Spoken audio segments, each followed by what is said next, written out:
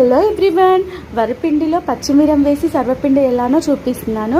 ముందుగా 2 గ్లాసెస్ పిండికి ఇందులో కొద్దిగా నువ్వులు అలాగే పచ్చిమిర్చిలో వెల్లుల్లిని వేసి నేను మిక్స్ చేస్తున్నాను. ఆనియన్ని కూడా లైట్గా మిక్స్ చేస్తే టేస్టీగా చాలా బాగుంటుంది. దీనికి ముందుగా పెసరపప్పు అలాగే శనగపప్పు 2 నానబెట్టుకోవాలి. మనకి అలా టైం లేకపోతే వేడి నీటిలో కాసేపు ఉంచాలి అన్నమాట. ఆ తర్వాత మనం చపాతీ పిండిలాగా వీటిలో అన్నీ వేసి తడిపి పక్కన పెట్టుకోవాలి. ఆ తర్వాత ఒక ప్యాన్ తీసుకొని దానికి కొద్దిగా ఆయిల్ రాసి మనం సర్వపిండిని, ఒకవేళ ఆ సర్వపిండి గిన్నె లేకపోతే ఇలా పెద్ద వెడల్పాటి గిన్నెకి కూడా ఆయిల్ రాసి ఇలా అప్లై చేయాలన్నమాట. సో నేనైతే ఇలా రెడీ చేశాను. ఇంకా టేస్టీగా సర్వపిండి అయితే రెడీ అయింది. సో నా రెసిపీ కనుక మీకు నచ్చినట్లయితే please like, share, subscribe to Shravani vlogs.